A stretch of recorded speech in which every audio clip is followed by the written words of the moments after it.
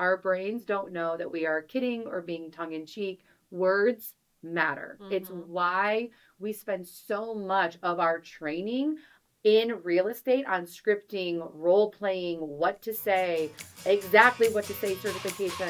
Welcome everyone to the Closing Table Podcast, real accounts from real estate professionals from across the country, brought to you by WindowStill.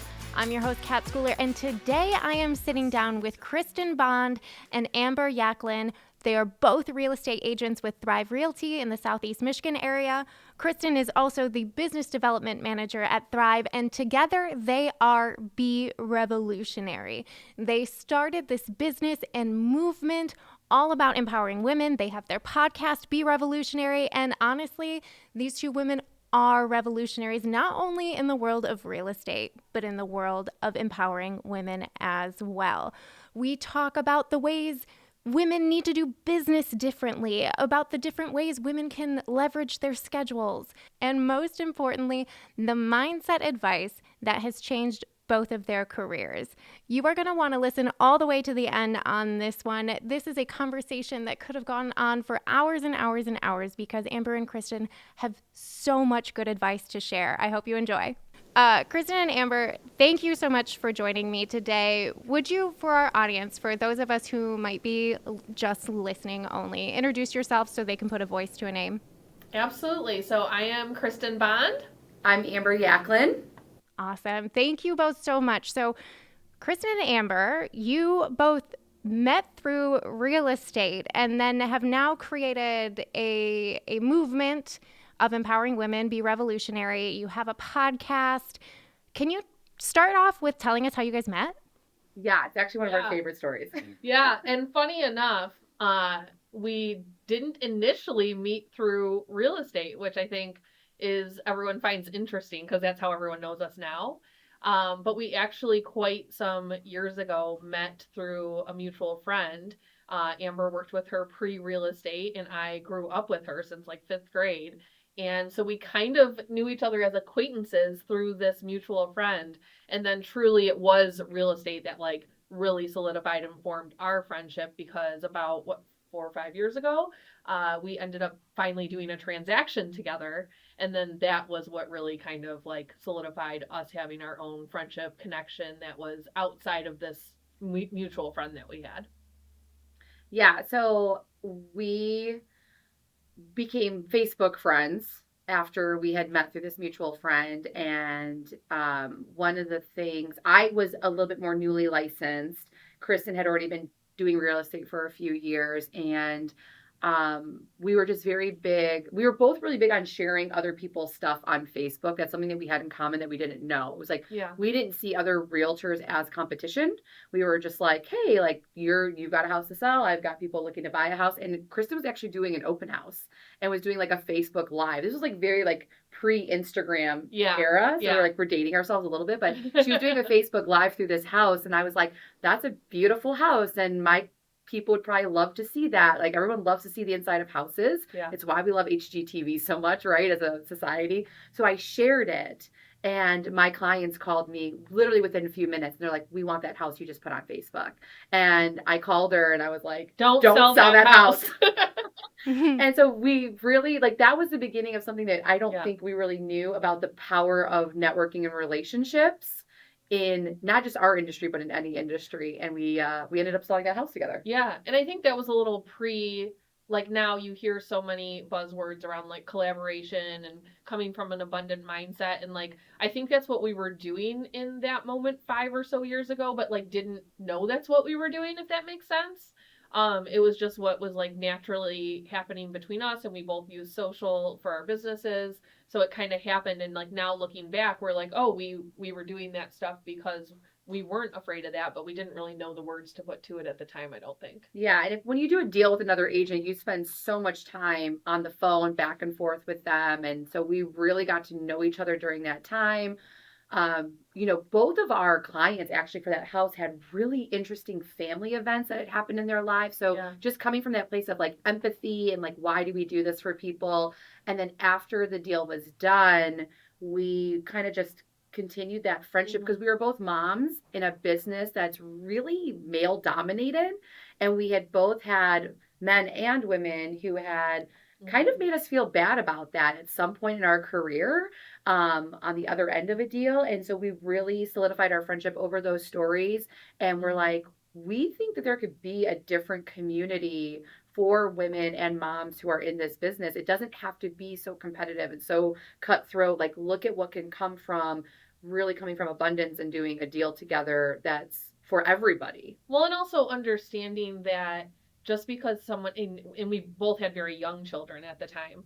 And I think outside of just being a mom, especially a mom with young children, I think sometimes people look at it as like, well, you can't do both. Like, how could you be a mom to very young children at home plus still run a successful real estate business? And that was kind of what we were getting the backlash on. And both of us were like, what the heck? Like, I actually think becoming a mom has made me better, you know? So we really, really connected and felt that with one another about like experiencing those kinds of conversations coming at us and people doubting us and not thinking we could do both. And we were like, hold our glasses of That's wine great. and watch this. Yeah. Or Starbucks. Yeah. Hold my Starbucks and watch this. Well, and so I think what you're like hitting on, and I think it's so appropriate that you guys are have named your movement Be Revolutionary, because you have been revolutionizing not only the approach to real estate, but kind of women's approach to entrepreneurship. So then take us how this kind of relationship through real estate evolved into like empowering women.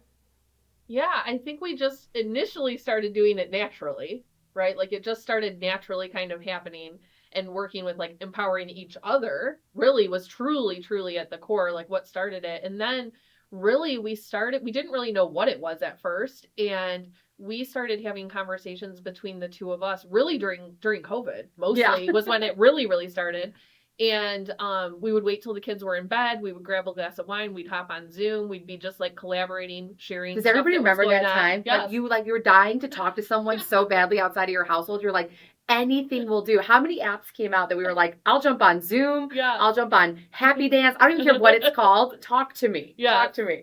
So we really just started like business, ideas and things like that, talking about what we were both dealing with. And like there was certain knowledge I had from my experiences that she didn't, and vice versa. So we started sharing that with one another. And one day she was like, why aren't we recording this? There's probably other people that would like to hear this. Like we could share this with other people. And then truly starting to go like, hey, there's got to be more women that feel how we have felt through this. And it really went from this is for moms in real estate to women, to women in real estate, yeah. to not just real estate. And we kind of kicked around this like, what would we call this community? Yeah. We made some Facebook groups that nobody's in that I think are still open somewhere in the land. We're like, is it going to be Wine Wednesdays? Is it like, which is like so overplayed, but like we were like, is it going to be this? Is it going to be that? And this was a time too where we were deemed non-essential, and yet I think both of us had one of our best years of real estate in 2020. And if you go ask other real estate agents, like they're nodding their head right now, going, "Yeah, that was a great year for me," because we persevered and we've just figured out how to do business for our clients. And guess what? People still had life events where they had to move into houses. So coming out of kind of the COVID era, somewhere around 2021, Kristin had done branding photos before, and I hadn't. Like that just, I'd always been on a part of a team. Somebody had taken my headshot. That was it. That's what goes on everything. And Kristin had just leaned into this world of branding photography. Again, she's such a pioneer. It's like before it really became popular. And she was like, I've done this thing. I think I should do it again. But what if we split the cost and did it together?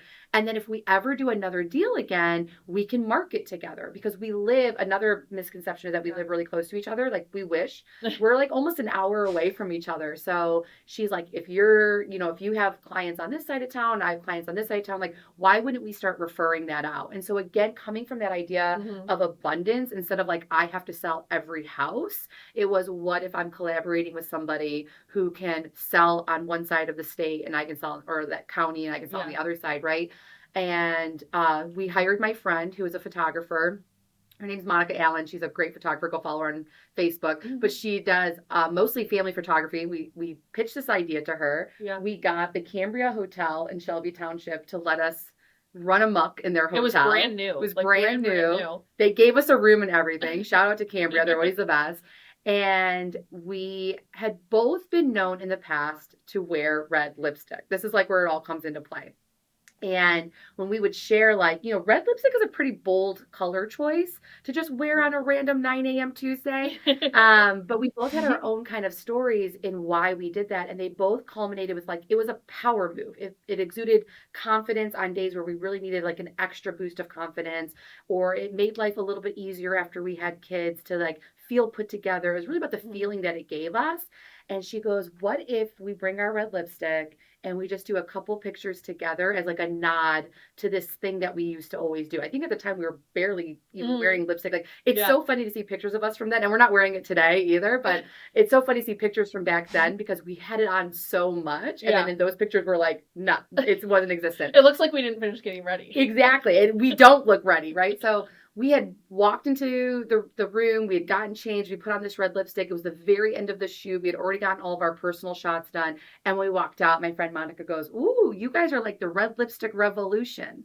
And we go, that's the name. Like, that is the community. Because to us, I think what we were revolutionizing, and we used to always say this, especially in the beginning, we wanted to flip the script on how people did business. We felt like there was this sales 101 that was out there. And like, if you didn't follow that model, you weren't a good realtor or a good business person, and we were like, there's a different way to do business that really revolves around family and our kids and the life that we want to create and desire. That's when we kind of moved away from, it's not just for moms. There are women out there who, like, they don't want to hustle and grind 80 hours a week. They want a vacation. They want to spend time with their significant others or their friends. They want to start a business because they're super passionate about it. It's not always just like hustle, grind, die, repeat, right? And so we started the Red Lipstick Revolution. Yep. Which initially started as, do you remember Clubhouse? Kat, do you remember Clubhouse? Yes. Okay, so I think it still exists. Yes, it does. Yes. But when it first came out, it was like the thing, right? It was still kind of as we were coming out of like COVID things and whatever. I ended up in a rabbit hole of Clubhouse. Like, it was pioneer. She's a pioneer, you guys. It was in my ear every day at work. People were getting mad. They thought I was just ignoring them. Then they'd realize my AirPod was in. I'm listening to Clubhouse, right? So we didn't know what we wanted to like do initially, and I was like, well, what if we try out Clubhouse? Like, we'll just start doing a weekly call on Clubhouse. So for quite some time, that was all it was kind of like, almost think of like almost like a group coaching call kind of situation. And we did that for a long time. And then what started naturally happening was people were like, well, how can we engage with each other outside of Clubhouse? How can we, right? We didn't have an Instagram at the time. We didn't have Facebook. We literally just did these calls on Clubhouse. And so then we created a Facebook group. Then, right, then like things started evolving from there. Then we started seeing people at networking things. Then people wanted us to do trainings with them. Like, it just, which was the cool part about it. It really truly just naturally started evolving and like showing us what it was going to be, if that makes sense. Which I think Amber and I both feel really good about, that none of it felt forced. All of it felt very like naturally built, and we just like took the steps that we needed to take as they came to us, and it's worked out really well. Yeah. And talk about some branding that worked. Like, we go to events and it's like, don't even think about not having red lipstick on. I did that at a couple times when Kristen was wearing it and I wasn't, and people would literally be across the room going, but where's Amber? And she's like, she's right there. And I'd have to like go in the bathroom and just like slap some lipstick on because no one knew. And the branding worked really well. Yeah. I think what started to get confusing was some people thought we were selling makeup. Yeah, they thought we were like a lip. So we're like, no, we sell houses. Yeah. Yeah. So we really, and I think where that came in, right? Like, we can understand the confusion. And so then we started talking about this idea of rebranding, and it's not that the messaging has gone away. It's not that we don't wear red lipstick anymore. It's, the messaging and why it is what it is still all the same, but we really wanted to name it something that felt a little more connected to what the message was, and that people wouldn't have that confusion. And some people thought like, well, and I get this all the time. Like, I don't look good in red lipstick, or that's not, like, I could never do that. And we're like, it's not about you adopting our power move. It's about finding your own power move. And I recently was in LA for a conference, and someone asked me like, well, what does that mean to have a power move? And I was like, we all have something that we put on or we listen to or we, Yeah, it wear. could be like a pair of heels that you love It and could, you're yeah, like, I feel amazing when I put these heels on and I feel like I can get the job done, right? Or whatever it is. It could be it's a the song you listen to before you go into an important meeting. It could be a million different things, right? But like, what is that to you? And for us, where that commonality was it was the red lip. So that's why it started there, right? put on a red lipstick, and it was just like that power move, that extra piece of confidence that I could walk into a space when I wasn't feeling my most confident and actually exude externally what I really wanted to feel internally. And so we've kept the red lip in all of our Yeah. branding. But to be revolutionary, we really believe is to just do things a different way. And we love kind of seeing the solutions to problems in a different way, because at the end of the day, we think women do have to do business differently, and that's okay. I think that's all great. I love the story of essentially, and if you talk to any kind of successful entrepreneur and you're like, how do I make my own business? It's the next question should be, what do people come to you for? And both of you were like, people keep coming to us for this. It should be our business, and like that is the perfect evolution of any business. And yeah, I love the power move. Mine is like wearing bright colors. I love a red lip on occasion too. But so I love this idea that women have to do business differently. Can we expand on it? Like what are some of the things that you find giving as like coaching advice over and over and over? Okay, so I will say one of the staples that I we see one of the staples we see with women is always starts with, I think, our calendars. Mm-hmm. So I think we're always trying to run our calendars the way that we see everybody else running their calendars. And at the end of the day, like, our example is always women who have children with significant others, but that's not always the case. Like, sometimes people, we get it. So everybody's different. Like, some people are single, some people, don't have significant others. Like, either way, we're all a slave to our calendar.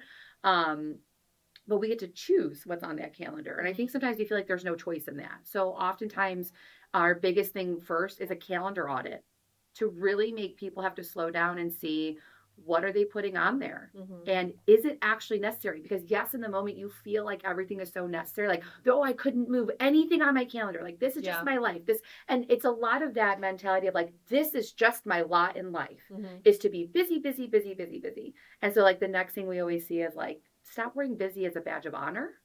Like, that, there's no growth in that, there's Yeah. no like fulfillment in that, like, to just run on the hamster wheel and like constantly be busy. So it's like, slow down. What are you actually doing throughout the day? What are we not cognizant of that we're doing? Like, how long are you scrolling on your phone? How prepped are you in your meal planning, that you're not going to the grocery store every single day, right? As I point to myself, like, to plan the meal the last minute. Yeah. Is there leverage that we're not using? So leverage is another one that we talk about.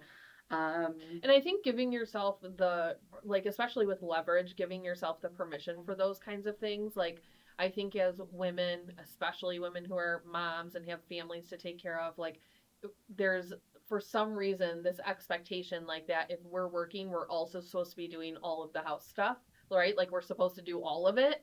Um, and really allowing ourselves, like, if it's something that you don't get joy out of, giving yourself the permission to leverage it, right? If you have the means to do so. And so certain things like laundry services, dry cleaning, right? The meal, Amber brought up meal prep, like getting the, Hello Fresh deliveries, things like that. Like, and just going like, hey, cooking, I really don't enjoy. It makes it a lot easier if this kit just comes and I throw it together. Hey, I don't sparking joy is not something that happens for me from doing laundry. yes. Like, so if that's not something that actually gives you, happiness out of it, like, if I would rather go spend a nice day with my kids on a Saturday versus doing 6 loads of laundry, like, I'm going to send that laundry out to get done and I'm going to hang out with my kids, right? And I think that giving yourself the permission that that's okay and that you don't have to do all of the things. If you enjoy doing the laundry, great, do the laundry, right? But yeah, some people actually do like to just sit Yeah. there and fold, and that's great. Yeah. They can come to my house any day. But and to that too, like, let's talk about revolutionizing the fact that, like, we did want to do school pickups and drop offs. That wasn't a burden. That wasn't like like, burn the bras, we don't want to do anything motherhood or Yes. womanhood related. In fact, I think it's the opposite. Like, we are so deep rooted in the fact that, yes, women are different. We're made differently to do things differently. And Mm-hmm. so to be more aligned with, maybe if it's a slower pace, if it's, I'm doing my business to make sure I'm home with my kids. That was me Right. for a lot of my business. It wasn't about being in an office 40 hours or selling the most amount of houses to be on a magazine. It was, what will keep me home with my little kids. Mm-hmm. And we both were like, we want to do school drop offs. We want to be at the plays. We want to be part of the field trips. And so again, it just comes back to checking that calendar. Like, you can do anything, but you can't do everything. Yeah. Wow, we're really getting to the good part, and I can't wait for you to hear what comes next. But first, I need you to do me a favor. I need you to make sure you are following and subscribe to the Closing Table podcast wherever it is you get your podcasts. Also, please leave us a comment or review. It is the best no-cost thing you can do for the podcast, and it helps us grow and find more awesome listeners like you. Now back to the episode. I've heard that before, and I love that sentiment. Obviously, to the point with the coaching pieces too, like, we've sat in front of people and everyone's goals are very different. And I think that's what we've embraced the most, is just this idea of there's no one size fits all for any woman we've met in business. Well, success to everyone is different, right? Like for me to look at the year and go, oh, this has been a success, can look very different from what it looks like for Amber, right? Or for anyone for that matter. Like, so it's really about making sure that you understand what is success to that person. You can't just imply your own success onto someone else, right? Because to them, it could be successful to them that they closed 10 transactions. For me, I might go, holy crap, I can't afford to keep my lifestyle the way it is if I only do 10, right? But 10 to them could be that they've drastically changed their lifestyle. So really understanding that that looks different to everyone and going, okay, how do we help this person achieve what is success to them? I love that. And you guys have talked before also about kind of scarcity mindset, and that you guys don't have it, which is phenomenal. You know, you've said you guys can't sell every house in Michigan, which is so true. So how would you kind of advise people, especially starting out, how to overcome that scarcity mindset, especially when I know your first 6 months to a year in real estate can be really trying? Yeah, I think I always tell people my first year is the most vivid one I remember, because I was trying to do everything. I was the opposite of everything I coach to now.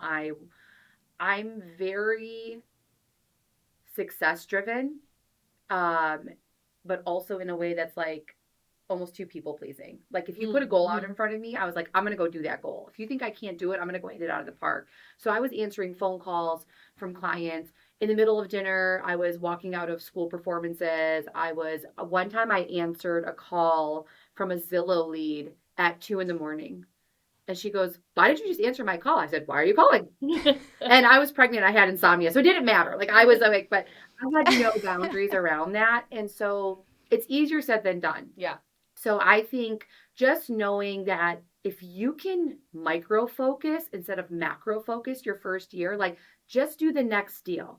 Just find the next person who's looking to buy or sell a house. Wouldn't you agree? It's like, don't worry about trying to be rookie of the year and sell, 27 houses in your first year. Like, just who can you service right now? Like, you need to have conversations every single day about real estate. Do not be shy about that. I literally had somebody today, something I signed up for, sent me a text.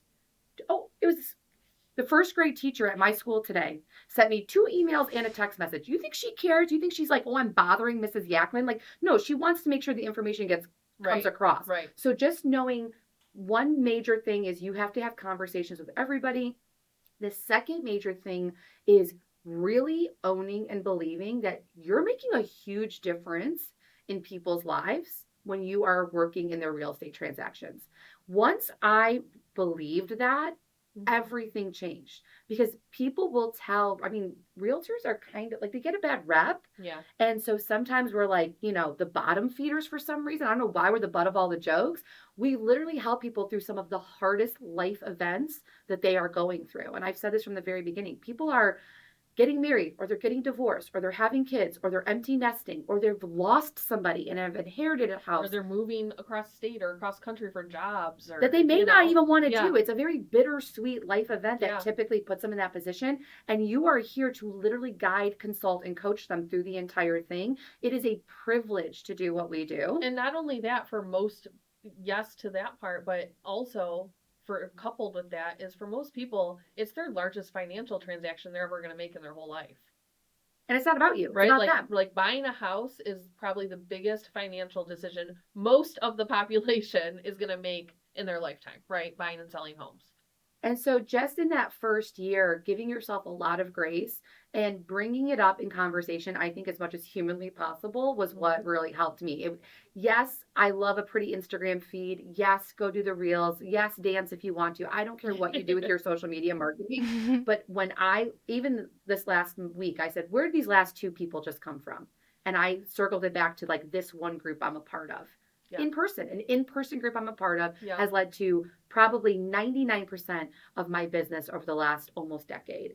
And so it's having conversations, and that could look as easy as like, hey, how was your weekend? And I go, great. I actually was showing some houses on Saturday. That's it. Just that top of mind. Yep. Say it once to everybody. I used to say, I'm showing a house today. I have a listing appointment. I have an open house.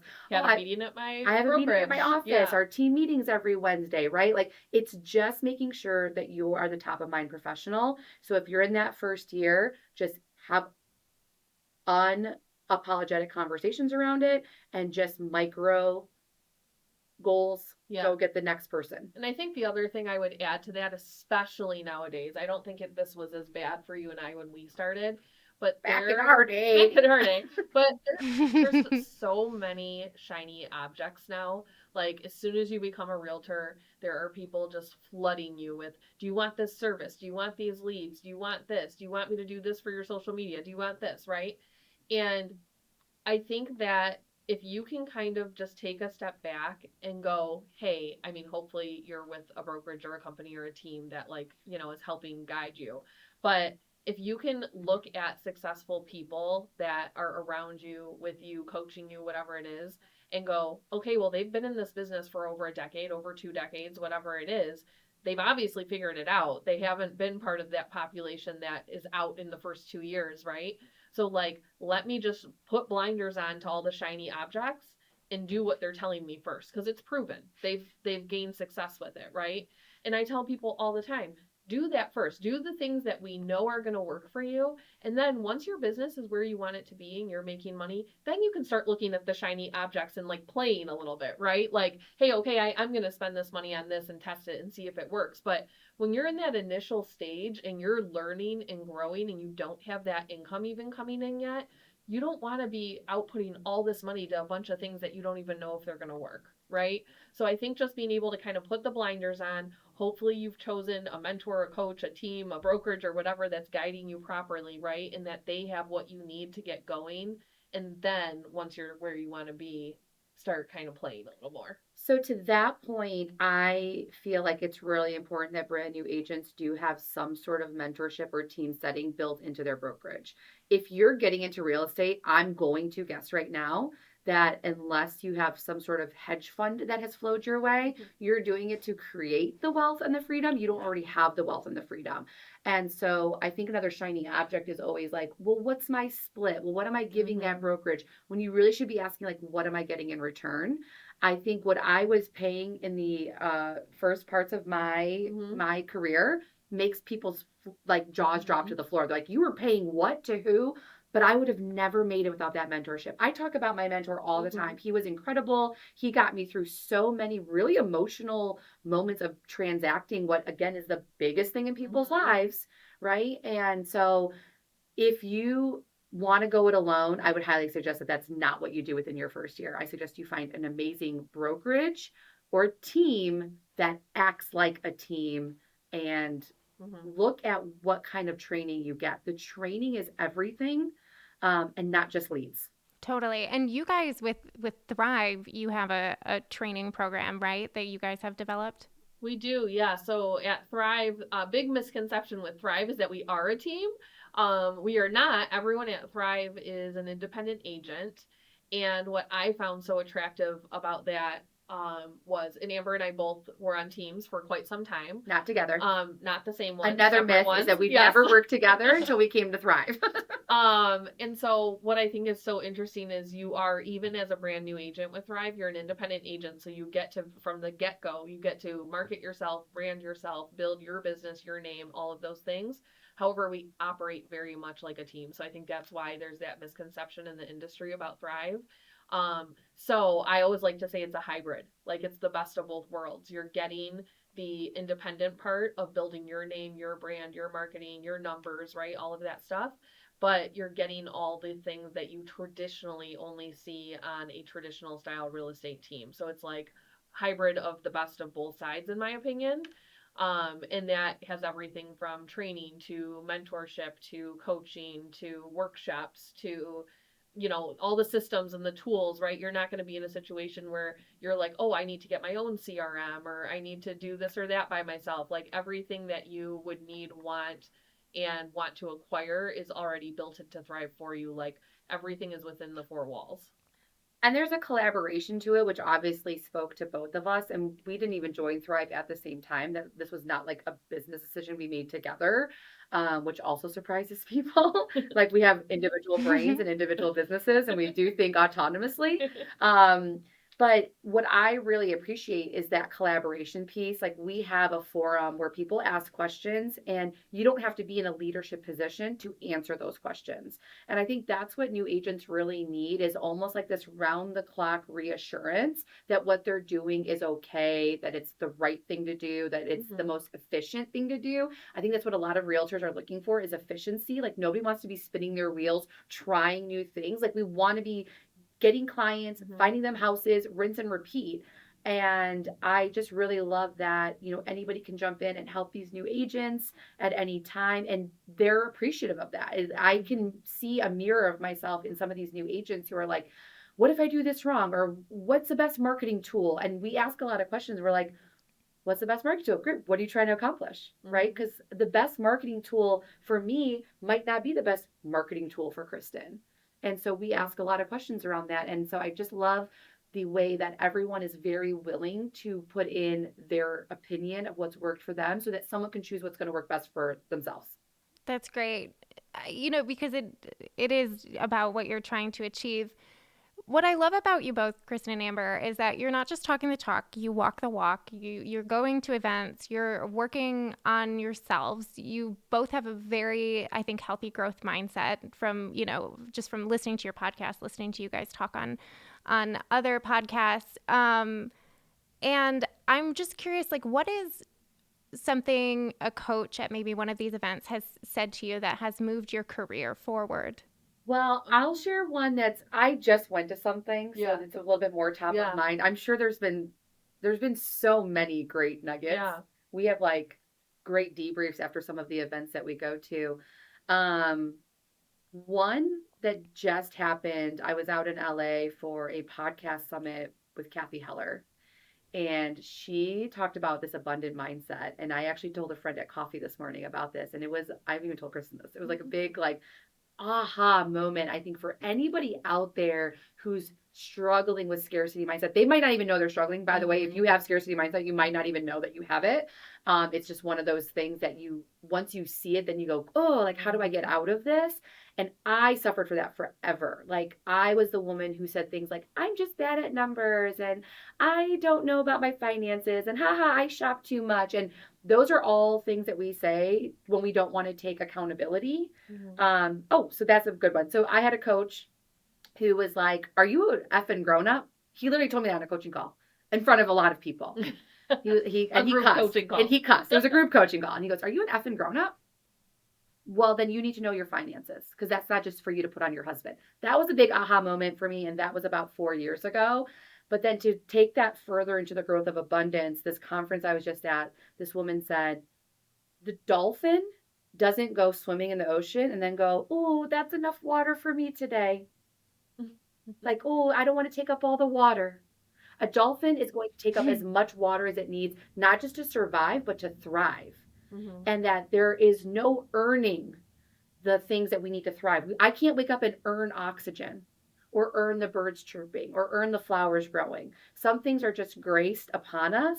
And when we can be a vessel to just receive more blessings because it's just the way we were designed, it changes our mindset, and then we can actually start to see more blessings come our way. So it's kind of twofold. One was phrased a lot nicer, but both were a good little punch in the jaw. Like, hey, like, how are you thinking about things that really matters? How we think about our career as real estate agents, how we think about shifts in the market, how we think about laws being passed, how we think about what our clients are going through, right? Like if I sit in front of my clients, I have an elderly couple right now that's moving across the state to be by their first grandkid. First thought is like, yay, grandbaby, you're so excited. Oh my gosh. Like they don't want to move. They've lived in their house for 30 years. Yes, they're excited to be grandparents, but it is extremely overwhelming. It's a bittersweet. Yeah. And when I'm sitting in front of them, I hold my opinions on how they should feel about it and give them space to feel how they feel about it. And that's where abundance comes from, to be like, I'm going to work with a lot of people because I'm going to hold the space for them to feel however they need to feel about it. And I'm going to come from empathy that like, this isn't a yay moment, even though they're very happy to be grandparents. Yeah. I think two of the ones I can think of that are the biggest. There's three, but they're short and they're tangible. So I think it's worth sharing. You know all of them, so you're going to understand. So years and years ago, I heard at a conference that I was at, and we were talking about lead gen, so very specific to real estate and stuff. And everyone, I think, especially like when you talked about that first year agent, like what could you tell them? Is he said something and he was like, well, what's no stand for? You're going to hear a lot of no's. What does no stand for? And we're all like, no. Like, and he's like, next opportunity.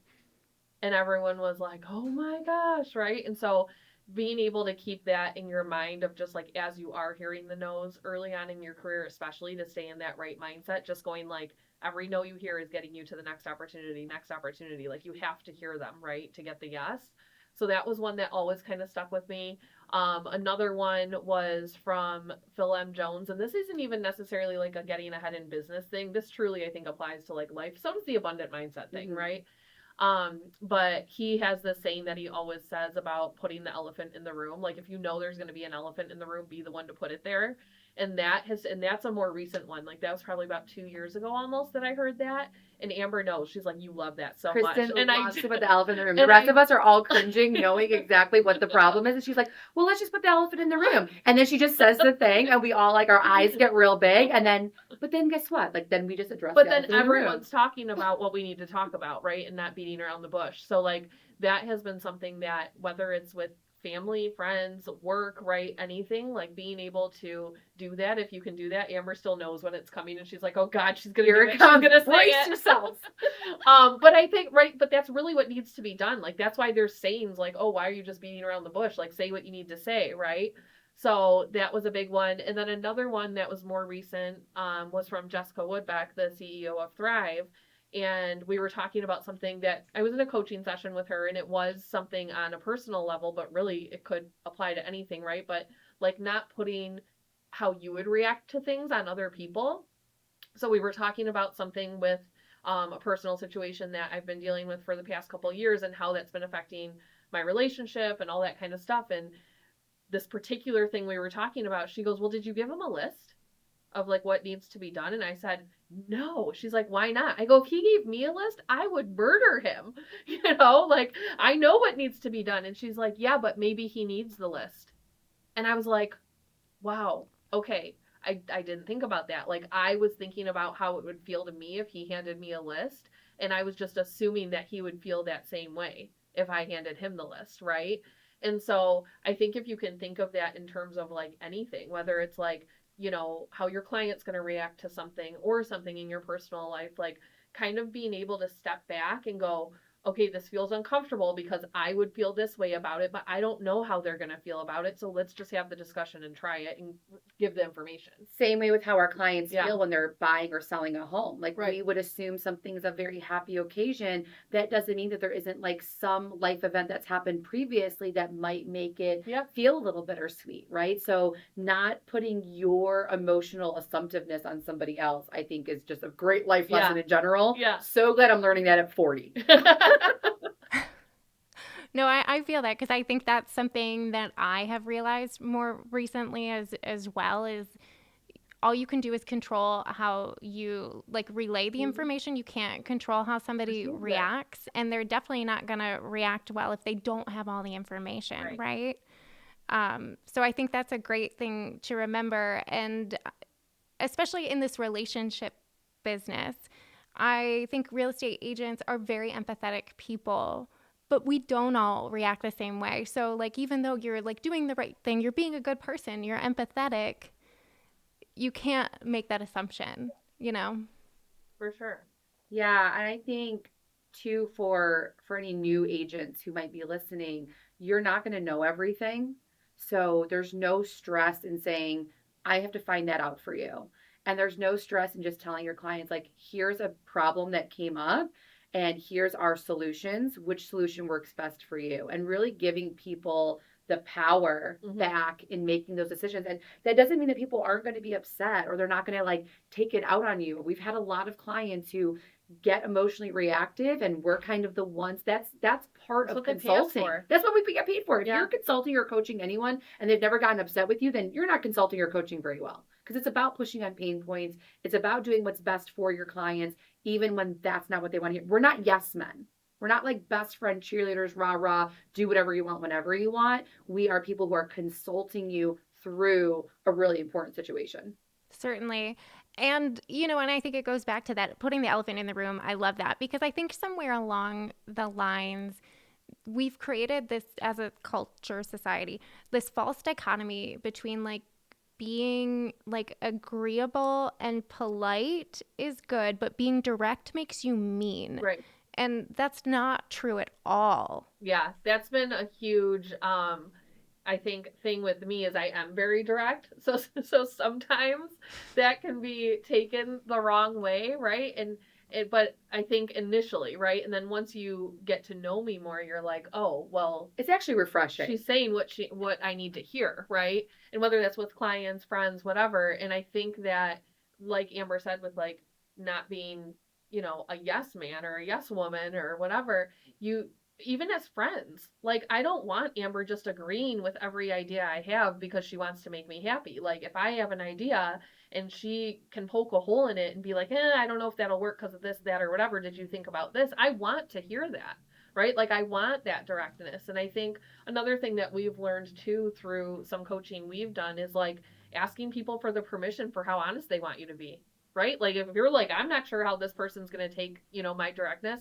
Hey, before I even answer that, how honest do you want me to be on a scale of 1 to 10? Mm-hmm. If they're like 10, you just got the permission and you give it to them direct and they should not be upset at all. They gave you a 10, right? If they're like, oh, I think maybe right now I'm like dealing with some things I might be able to only handle a 6, right? Then you can soften like what you're going to say to them or whatever. You kind of know where they're at with like receiving that directness, if that makes sense. Yeah, I had a coach, the same coach who asked me if I was an effing grown up. He used to always say that. He'd be like, how honest do you want me to be on a scale of 1 to 10? I would always say 10, and he'd go, are you sure? Mm-hmm. And he was being dead serious. He wasn't trying to mock me. He was Yeah. like, are you actually emotionally prepared? And I think there was a lot of years of my life, and there's still times I have to grow through that of like, no, I wasn't emotionally prepared for a 10. Mm-hmm. And giving that permission is an art form that I think agents can grow into. Mm-hmm. I think if you have the right coaching, the right mentoring, you can learn how to phrase your questions to Mm-hmm. be much more receptive. It's one of the reasons that we are so blessed to have exactly what to say certifications by Phil M. Jones here at Thrive. Because you think like after 10 years of being in the business, you're like, I know how to ask all the questions. I know how to Mm-hmm. give all the advice and all the direction. And then you sit through a 2-day certification. You're like, I don't know how to ask a question to anybody. I don't know how to speak anymore. I don't know how to speak anymore. It gives really great groundwork to just say it's okay to not know everything and it's okay to always be learning on what the best communication skills are, because at the end of the day, that's what we really are in business. We're in the business of relationship building and communicating. Yep. And if you can do those two things well, life is going to be good 99% of the time. Because you can easily teach paperwork, how to fill out a purchase agreement, right? Like those types of things in real estate are actually the easier parts to teach someone and train, right? The harder pieces are getting someone that can communicate effectively, can build rapport with their clients and do that kind of stuff, because you have to do those things first before you're ever even getting to the paperwork. if you can't do those things, you're not getting to the paperwork. Totally. So I feel like this might be like a curveball because I'm asking you guys to remember like 6 months ago on your podcast, Be Revolutionary, you guys talked about your ins and outs for 2024. Yeah. And now we're about like 6 months through the year. I'm curious of what's sticking, what's like worked, what's not working. Oh, that's a good one. I would have to look back I at was the like, do actual we have them list. written down somewhere? I do have them. Oh, I do think somebody wrote them down. I'm not, like, I told you guys, I listened. Hang on. I'll pull mine up because I know I did a post about it too. I think pretty good though, if I'm remembering all of them like off the top of my head. Well, I think what I think is funny right now is that I am wearing leggings, and one of my outs was leggings. But however, I'm also in like a legging sweatshirt, like sneaker kind of look today. So is that just yours or is it both of This ours? is just mine. Great. Mine I'm doing okay, here's the outs that I still am working on. I'll tell you the ones I'm still working on. I still am not getting enough sleep. Surprise, surprise. Mm. I would say I am pretty the not getting enough sleep and breaking promises to myself as outs, I would say not are a struggle, but like I'm still working on, if that makes sense. Totally. Yeah. I'm horrible when I say breaking promises to myself. I'm horrible about saying like, okay, tomorrow I'm gonna actually get up at 5:30 so I can wash my hair and blow dry it and this and that before the kids get up, right? And then like I don't do it because I'm tired because I'm not getting enough sleep. So you know what you need to be doing. We're I going to coach you know. through that right Yeah. now. So I know. That's what I'm saying. It's not that I'm like, failing at it, but still work in progress. The other ones I would say are really going okay for the most part. Yeah, I'm still working on, I would say, for the ins. So I said, continue to create the healthiest me I've ever seen. I'm still doing all the things I talked about on that podcast that I had started last year are still all in place. So that's going well. Day dates and then the one-on-one outings with my boys. The one-on-one outings with the boys is going well. The day dates with my significant other are not, but we are also in a very busy season. We had a house, you probably heard if you listen to a bunch of our podcasts, we had a house fire almost 2 years ago. And Oh, we right. are Yes. almost back in our home. Like we're hopefully about a week away. So truly, Oh, like my. all of our time right now that is not kids work and like normal life stuff is really like we're getting things done for the house, right? So like even this holiday weekend was like furniture shopping and things like that. So we're like doing things together, but not, not like It's not like a date. yeah, it's not like a we'll date. get there. We'll get there. Right. Yeah. But everything else I would say is going pretty good and still working on waterproofing everything. Something we talk about a lot here at Thrive is like waterproofing the things that you commit to. So like what has to be true in order for this to happen and this to be true, right? So like what do you have to do and what safety net do you have if this is something that you want to achieve all the time but then something gets in the way, right? So like what is the safety net to the safety net? And like that's what we call waterproofing. So that's something that I really want to work on having in place for like everything that I do, whether it's work related or life. Like if it's going to the gym, like right now my significant other is not working. So it's very easy for me to go when I need to go and want to go. Once he goes back to work, it's not going to be that easy, right? So like what are the things of, well, if he can't drive them to school and I want to go to the gym in the morning, could grandma maybe drive them to school for me, right? Like what are those things that we can just pile on to make sure we can still do the thing we want to do or need to do? Does that make sense? Mm-hmm. Yeah. So that I would say is another one of the ends that I'm still working on. I think I'm doing a pretty good job on my list. There's a few that, and like, I think that's the beauty of like the ins and outs versus the resolutions, which we talked about on that episode. Like, neither of us are really big resolution people. No. Probably just because it's more of a hype buzzword. I think every time something that we do starts to get very hype buzzword, we are like, well, we're going in an opposite direction. It's like the same thing, but we don't want to call it that. Maybe that's because we're in an industry that tries to rinse and repeat so much information. Like if you see realtors on Facebook or Instagram talking about any one thing, you will find me talking about the opposite thing. I'm like, I'm not doing what they're doing. I'm not like other girls. That's what my daughter always says.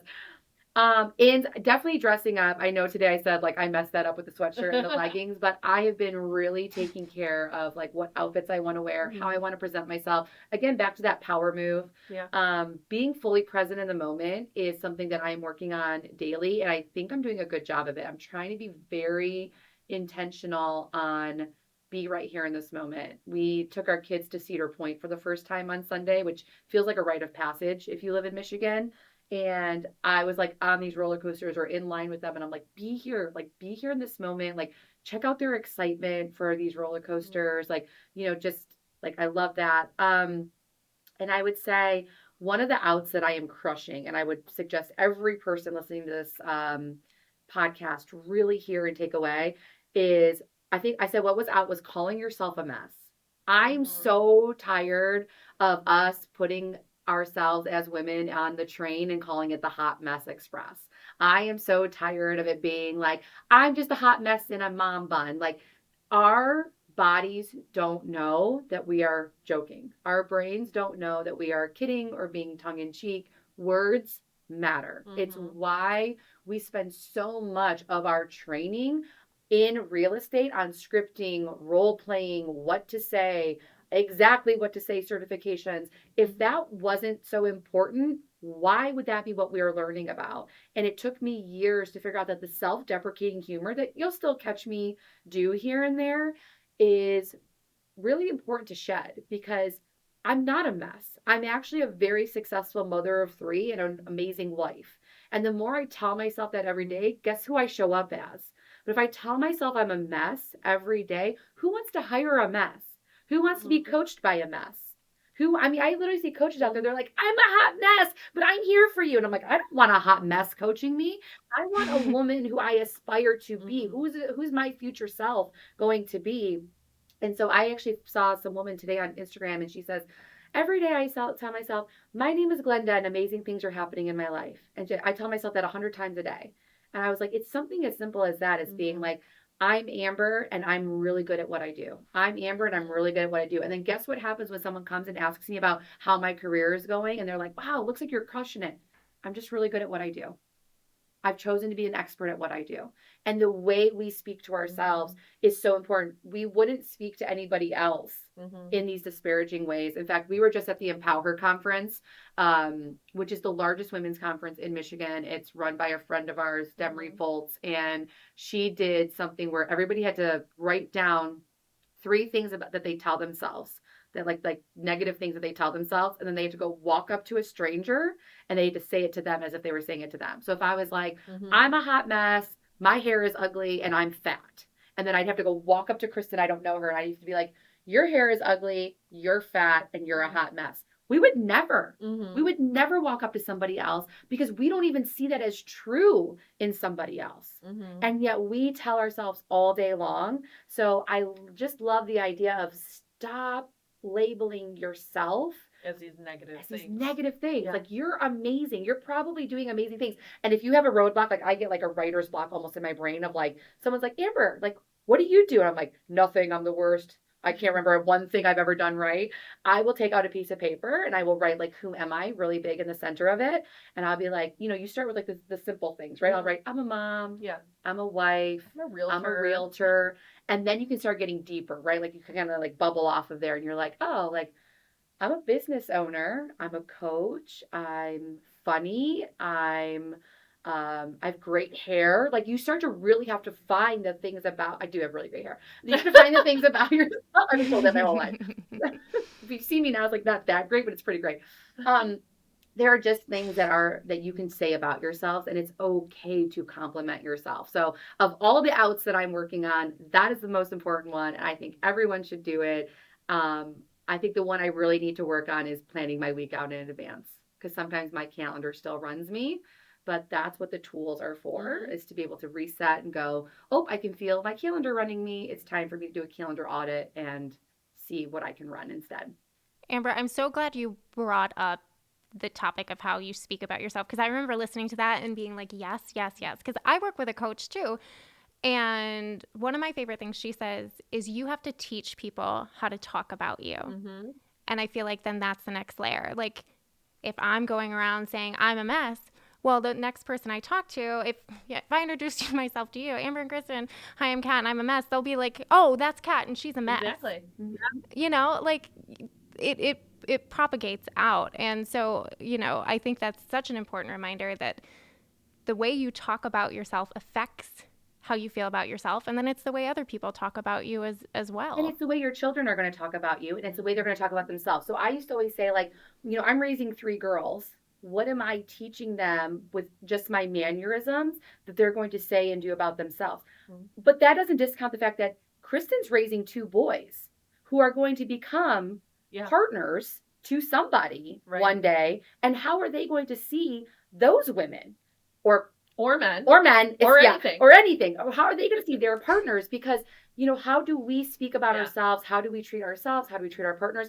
And it's so funny because I also have on my ins list emotionally healthy relationships. Mm-hmm. And I was very dedicated. I've been married 15 years now.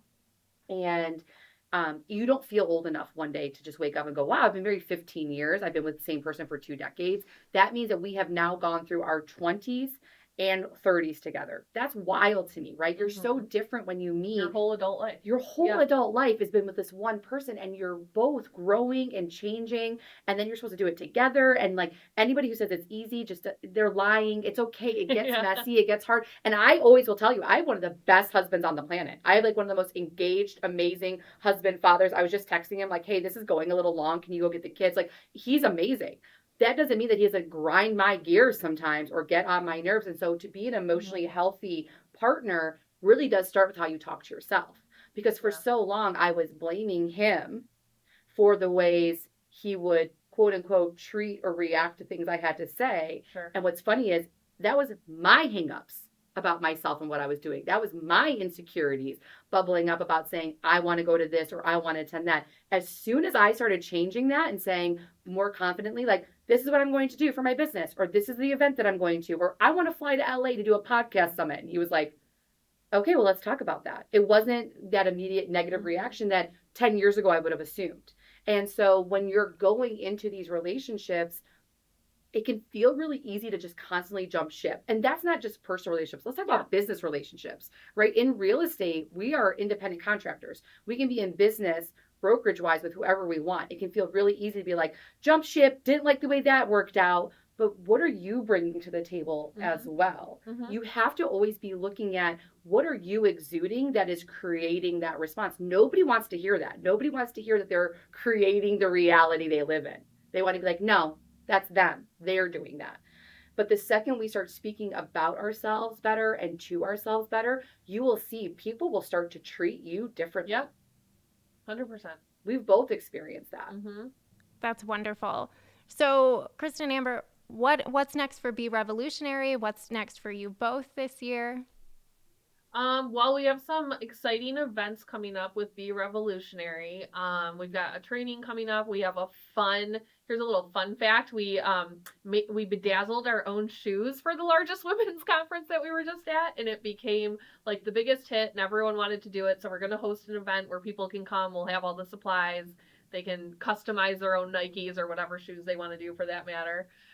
So we've got some really fun things coming up for the summer months like that to get people, engaged and in person with each other and things like that.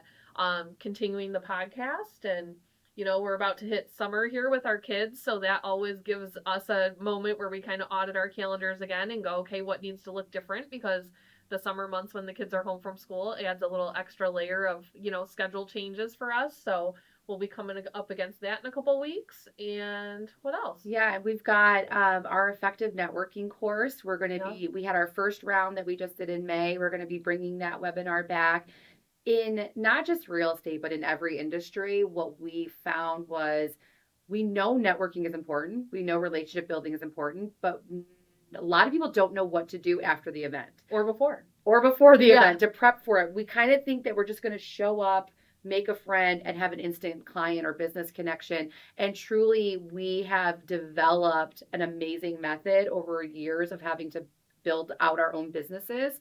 And so we have started to teach people how to be more effective and efficient in their business. And if there's nothing more revolutionary than being efficient and effective, because Yeah. if you're like us, you have a lot of moving parts. We don't have time to go to every event Sure. to have it not build out some other part of our lives. Like, yes, events are fun, but if you want to just hang out, go hang out with your friends. Like, when you are putting something on the calendar, treating yourself with the respect of, this is important to me and I want something to come out of it. It's okay to want that and say that. And actually get out of it what you intended for. And to do that, you really do have to do some work before it and after it, right? And I think so many times people show up to these things and they're like, oh, well, I went to the thing, right?